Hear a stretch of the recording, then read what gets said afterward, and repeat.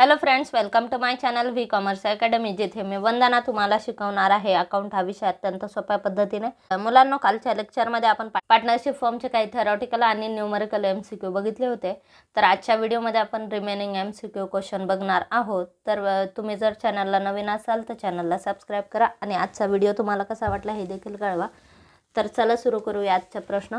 आजच्या व्हिडिओचा पहिला प्रश्न, आजच्या व्हिडिओमध्ये आपण आधी न्यूमेरिकल घेऊ, त्याच्यानंतर थेरॉटिकल क्वेश्चन्स बघू।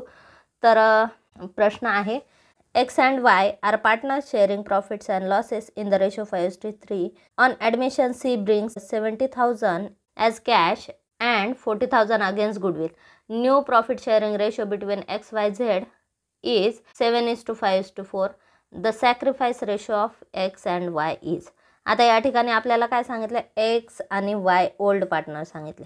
ठीक आहे, नवीन पार्टनर कोण आला? नवीन पार्टनर आला C। आता X Y चा रेशो किती होता? 5:3 रेशो होता।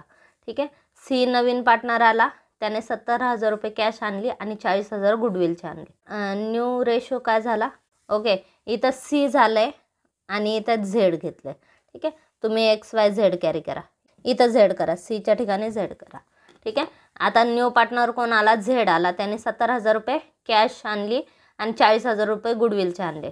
ठीक आहे, आता नवीन पार्टनर कोणते झाले? X Y Z तिघजण झाले। तिघांचा रेशो काय? 7:5:4 7:5:4।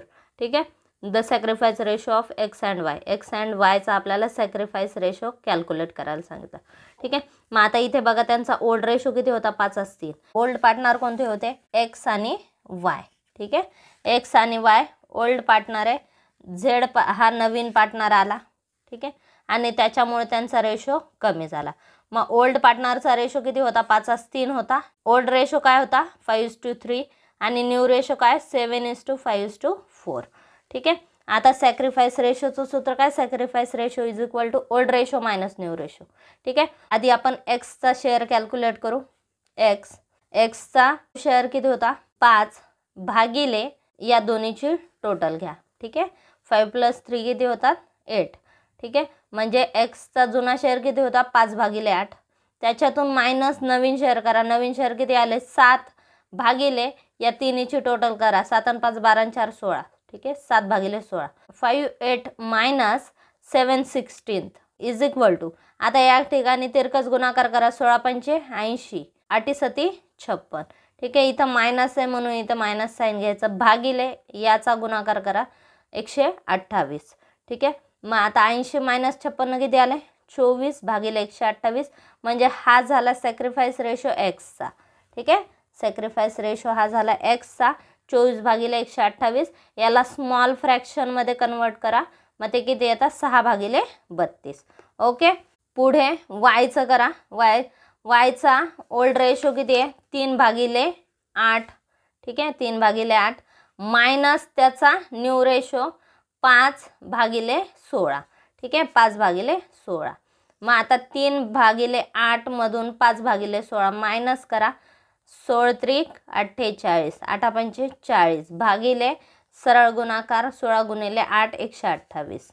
ओके, 48 मधून 40 गेले, उरले 8/128। मग या ठिकाणी त्याचं स्मॉल फ्रॅक्शन कन्वर्ट करा 2/32। ओके, मग आता इथे बघा सॅक्रिफाईस किती आलं? 6 आणि 2। खालचं बघू नका किती आहे, वरती बघा सेम संख्या, फ्रॅक्शन खाली डिनॉमिनेटर सेम आलं म्हणजे आपला रेशो तुम्हाला घेता येतो। 6/32 आणि 2/32 आला, मग रेशो काय आला? 6:2। ठीक आहे, 6:2। मग याला स्मॉल रेशोमध्ये कन्वर्ट करू शकतो आपण 3:1। ठीक आहे, मग सॅक्रिफाईस रेशो किती आला? 3:1। मग या ठिकाणी बघा X Yचा आपल्याला सॅक्रिफाईस रेशो काढायला सांगितला होता, तो किती आला? X अँड Yचा 3:1। Then A is a correct answer. त्यानंतर नेक्स्ट क्वेश्चन आहे, A and B are partners in a firm with capital of ₹1,80,000 and 2 lakh. C was admitted for 1/3 share in profit and bring 3,40,000 as a capital. Calculate the amount of goodwill. Okay, आता या ठिकाणी A आणि B दोघं partner सांगितले। Aचं capital 1,80,000 आहे, Bचं 2 लाख आहे। ठीक आहे, न्यू पार्टनर कोण आला? C आला आणि त्याचा शेअर किती आहे? 1/3 शेअर आहे। त्याने कॅपिटल किती आणले? 3,40,000 कॅपिटल आणलं। त्याची गुडविलची व्हॅल्यू आपल्याला कॅल्क्युलेट करायला सांगितली। ठीक आहे. मग आता इथे काय करावं लागेल आपल्याला, सीचा शेअर काढायचा गुडविलचा. मग आधी काय करा, इथे बघा टोटल कॅपिटल किती आहे बघा, 3,40,000 सीने आणलेले, आणि आधी कॅपिटल किती होतं, एचं 1,80,000 होतं, बीचं 2 लाख होतं. तिन्हीची टोटल बघा बरं किती येते, तिन्हीची टोटल येते 7,20,000. म्हणजे आपल्याकडे अवेलेबल कॅपिटल किती आहे, 7,20,000. आता या ठिकाणी बघा काय सांगितलंय, न्यू पार्टनर सी आलाय, त्याचा 1/3 शेअरसाठी त्याने किती आणले, 3,40,000 आणले. ठीक आहे. कॅपिटलचे किती आणले त्याने, 3,40,000. Total capital of the firm, total capital सीला किती शेअर दिला, 1/3. ठीक आहे. सीला शेअर किती दिला, 1/3. 1/3 शेअर त्याला दिलाय. मग 1/3 शेअरसाठी 3 मधला 1 रुपया मिळवण्यासाठी त्याला 3,40,000 रुपये आणावे लागले. ठीक आहे. म्हणजे 3 मधला 1 याची किंमत किती आहे, 3,40,000. मग या 3ची किंमत आपल्याला काढता येईल का नाही. ठीक आहे. मग 1 कोणाचा आहे, सीचा आहे. मग 1 साठी 1 रुपयासाठी त्याने किती रुपये आणले, 3,40,000. मग 3 रुपये म्हणजे किती. ठीक आहे. मग क्रॉस गुणाकार करा, 3 गुणिले 3,40,000 भागिले 1, मग किती आलं, 10,20,000. मग या ठिकाणी टोटल कॅपिटल किती आलं, 10,20,000. मग हे झालं टोटल फर्मचं capital, total capital of the firm. ठीक आहे. 3,40,000 त्याचा इनिशियल कॅपिटल सांगितलं होतं आपल्याला सीचं. ठीक आहे. सीचं इनिशियल कॅपिटल 3,40,000 आहे. म्हणजे 1 रुपयासाठी जर प्रॉफिटमधला त्याला 3 रुपयापैकी 1 रुपया घ्यायचा आहे, तर त्याला 3,40,000 रुपये कॅपिटल आणावं लागतं. ठीक आहे. मग टोटल 3 रुपये म्हणजे किती, मग 1 लाख 3,40,000 तर 3 लाख किती, मग क्रॉस गुणाकार केला तर आपलं कॅपिटल, फर्मचं कॅपिटल किती येतं, 10,20,000. हे झालं फर्मचं कॅपिटल, टोटल फर्मचं कॅपिटल 10,20,000. मग हे जे 10,20,000 आहे, मग आता इथे बघा, मग 10,20,000 आपण कॅपिटल घेतलं. ठीक आहे. मग हे आलं total capital of the firm, total फर्मचं कॅपिटल. मग आता इथे कंबाईन कॅपिटल बघा, फर्मचं कॅपिटल किती असायला पाहिजे, 10,20,000, पण आहे किती, 7,20,000. एचे त्यात 1,80,000 आहेत, बीचे 2 लाख आहेत, सीचे 3,40,000 आहेत. ही इन्फॉर्मेशन आपल्याला प्रॉब्लेममध्येच दिली. ठीक आहे. आपण फर्मचं टोटल कॅपिटल काढलं 10,20,000 रुपये, आणि फर्मचं आता अवेलेबल कॅपिटल किती आहे, आजच्या प्रॉब्लेममध्ये दिलेल्या सिच्युएशननुसार एचे 1,80,000 आहेत, बीचे 2 लाख आहेत, सीचे 3,40,000. म्हणजे टोटल कॅपिटल किती अवेलेबल आहे, 7,20,000. मग अमाऊंट ऑफ गुडविल कशी काढायची, हे जे फर्मचं टोटल कॅपिटल आहे त्यातून अवेलेबल कॅपिटल लेस करा. Okay. Amount of goodwill is equal to total capital 10,20,000 minus combine capital, म्हणजे तिघांचा आपण मिळून जी प्लस केली ती मायनस करा, 7,20,000. अमाऊंट ऑफ गुडविल 3 लाख रुपये. ठीक आहे. आणि अमाऊंट ऑफ गुडविल, मग हे जे 3 लाख आहे हे कोण आणणार आता, ब्रिंग बाय सी. ठीक आहे. सीने आणायचे गुडविल म्हणून, त्याने आणायचे, आणि सीने गुडविल म्हणून आणल्यानंतर ते कोणाला वाटलं जाईल, ते ओल्ड पार्टनर घेणार वाटून. ठीक आहे. त्यांच्या रेशोप्रमाणे किंवा सॅक्रिफाईस रेशोप्रमाणे, आणि मग ही जी रिक्वायरमेंट आहे 10,20,000ची ही पूर्ण होणार. ठीक आहे. त्याच्यामुळे आपण काय केलं, 10,20,000तून आहे ते कॅपिटल लेस केलं, ही आली अमाऊंट ऑफ गुडविल, ती आली 3 लाख. ओके. आता इथे बघा ऑप्शन काय दिलेत आपल्याला, 2,40,000, 1 lakh, 1,50,000, 3 lakh. then D is the correct answer, 3 lakh. त्यानंतर next question, A, B, C and D are partner. A and B share 2/3 of profit equally and C and D share remaining profit in the ratio 3:2. Find the profit sharing ratio of A, B and C and D. प्रश्न काय विचारलाय, A, B, C and D are partner. A and B share 2/3 profit equally and C and D share remaining profit in the ratio 3:2. Find the profit sharing ratio of A, B, C and D. Okay. Profit sharing ratio तुम्हाला काढायला सांगितलं, पण थोडीशी information complicated दिली आहे. ठीक आहे. काय सांगितलं, ए बी शेअर किती करतात, 2/3 प्रॉफिट ते इक्वली शेअर करतात, म्हणजे ए बीचा शेअर सारखा आहे, आणि बाकीचा जो उरलेला प्रॉफिट आहे सी अँड डी शेअर करतात, तो कोणत्या रेशोने शेअर करतात, 3:2. Find the profit sharing ratio. इथं प्रॉफिट शेअरिंग रेशो कॅल्क्युलेट करायला सांगितलं. आता इथे थोडेसे कॅल्क्युलेशन जास्त आहेत, त्यामुळे हा प्रॉब्लेम जरा अवघड आहे बघा, त्यामुळे थोडंसं केअरफुली बघा. आता इथे काय सांगितलंय, A and B share 2/3 profit equally. A and B 2/3 equally share करतात, आणि सी डीचा शेअर किती आहे, C and D share the remaining profit. बाकीचा उरलेला जो प्रॉफिट आहे ते कोणत्या रेशोने शेअर करतात? 3/2 किंवा 3:2. मग आता ए अँड बीचा शेअर, ए अँड बीचा आधी आपण शेअर काढू. A and B share 2/3 profit equally. ठीक आहे. मग ए शेअर 2/3 गुणिले 1/2 कोण घेतं? ए घेतं. ठीक आहे. 2/3च्या 1/2 कोण घेतं? ए घेतं. मग 2/3च्या 1/2 काढा. बे 1 बे, 3 2 6. मग 1/3 रेशो कोणाचा आला? एचा. बीचा सेम काढा. 2/3 पैकी 1/2 कोण घेतं? बी घेतं. 2/3 गुणिले 1/2. मग सेम किती येईल? बे 1 बे, 3 2 6 1/3. ठीक आहे. मग आता एचा शेअर किती आला? 1/3. बीचा शेअर आला 1/3. रिमेनिंग शेअर किती आहे बघा बरं. आता आपण 2/3 ए बीला वाटला. 3 पैकी 2 ए बीने घेतले. मग उरले किती? 1 मायनस 2/3 करा. ठीक आहे. 1 मायनस 2/3. 1 मधून 2/3 गेले, राहिले किती? 1/3. म्हणजे उरलेला 1/3 सी आणि डी ने वाटून घेतलेला. ठीक आहे. मग C and D 1/3 profit in the ratio 3:2. मग ते 1/3 3:2 डिवाइड करतात. ठीक आहे. मग सीचा शेअर काढा. 1/3 गुणिले 3 भागिले दोन्हीची टोटल 5. 3 भागिले 5. मग 3 1 3, 3 5 15. 1/5 हे आले सीचे. आणि डीचा शेअर काढा बरं. डीचा शेअर 1/3. 1/3 पैकी 2 भागिले दोन्हीची टोटल किती येतं? 5. 1/3 पैकी 2/5 कोण घेतं? डी घेतं. ठीक आहे. मग 1/3 गुणिले 2/5 करा. बे 1 बे, 3 5 15. 2 भागिले 15. ओके. मग हा आला डीचा शेअर. आता या ठिकाणी बघा, एचा शेअर किती आला? 1/3. बीचा शेअर किती आला? 1/3. सीचा आला 1/5 आणि डीचा आला 2/15. मग आता इथे आपल्याला रेशो दाखवता येणार नाही. रेशोमध्ये ते एक्सप्रेस करावं लागेल.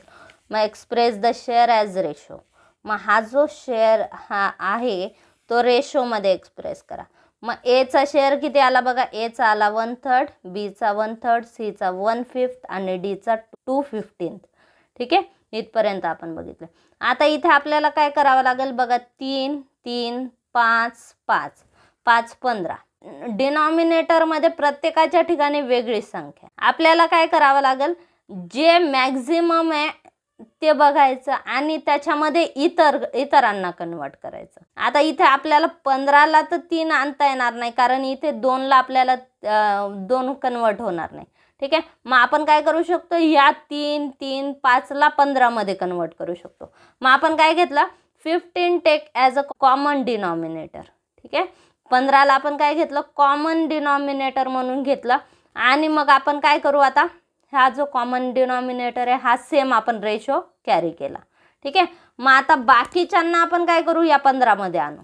ठीक आहे. या लाईनला आणू बाकीच्यांना. मग काय करायचं? 1/3 गुणिले 3ला गुणिले 5 करा तुम्ही. 15 येईल. 3 5 15. मग वरच्याला पण 5ने गुणाकार करा. 5 1 5. मग आपण काय केला? 1/3ला गुणिले 5 केलं. 5 1 5 5 3 15. मग हे झालं 5/15 एचा रेशो. मग बीचा रेशो बघा. बीचाही सेम मेथडने करावं लागेल. 1/3 गुणिले 5 करा. 5 1 5 5 3 15. बी झालं कन्वर्ट 15मध्ये. त्यानंतर सीचा किती आहे? 1/5. आता याला आपल्याला 15 करायचं आहे तर गुणिले 3 करावं लागेल. मग आपण 1/5 गुणिले 3 घेतलं. ओके. मग 3 1 3 3 5 15. हे झालं सीचा. मग आणि डीचा ऑलरेडी आपल्याला 15मध्ये आहे. मग 2/15. मग आता इथे बघा 5 + 5 10 + 3 13 आणि 2 15. ठीक आहे. म्हणजे एचा शेअर किती आला? 5/15. 15 रुपयातले 5 रुपये एला मिळणार. 15तले 5 बीला मिळणार. 15तले 3 सीला मिळणार. 15तले 2 डीला मिळणार. ठीक आहे. मग रेशो किती आला? 5:5:3:2. ठीक आहे. एचे 5 रुपये, बीचे 5 रुपये, सीचे 3 रुपये आणि डीचे 2 रुपये. हा झाला न्यू प्रॉफिट शेअरिंग रेशो किंवा हा झाला profit sharing ratio between A B C and D. आता या ठिकाणी प्रश्न काय विचारलाय? Find the profit sharing ratio A B C and D. A B C and डीचा आपल्याला प्रॉफिट शेअरिंग रेशो काढायला सांगितला होता. तो किती आला? 5 5 3 2. ठीक आहे. Then A is a correct answer. त्यानंतर आजच्या व्हिडिओचा एक लास्ट क्वेश्चन घेऊ, कारण आजच्या व्हिडिओमध्ये थोडेसे लेंदी न्यूमरिकल क्वेश्चन आपण बघितलेले आहेत. तर आजच्या व्हिडिओमध्ये आपण एवढेच क्वेश्चन डिस्कस करू. तर उद्याच्या व्हिडिओमध्ये आपण रिमेनिंग क्वेश्चन डिस्कस करू. तर लास्ट क्वेश्चन बघू.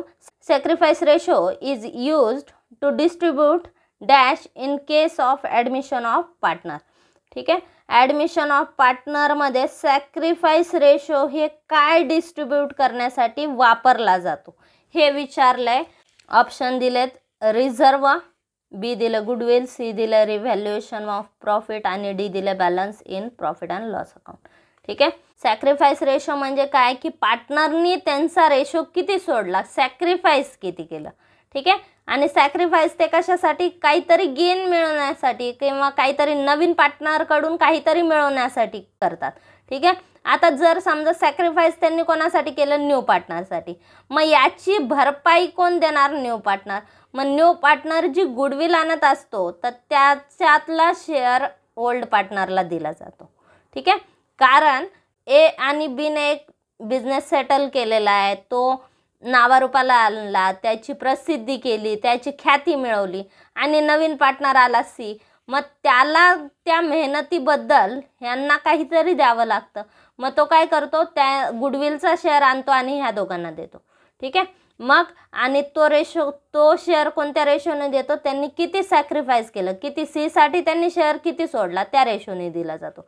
ठीक आहे, आता इथे काय विचारलं, sacrifice is use to distribute dash in case of admission of a partner.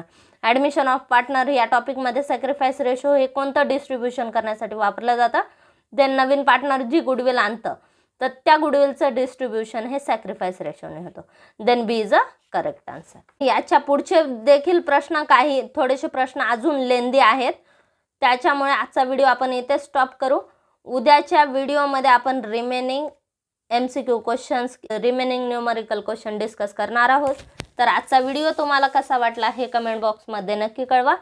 Channel अजून सबस्क्राईब केलं नसेल तर चॅनलला सबस्क्राईब करा, व्हिडिओला लाईक करा, शेअर करा आणि सबस्क्राईब करा. थँक्यू.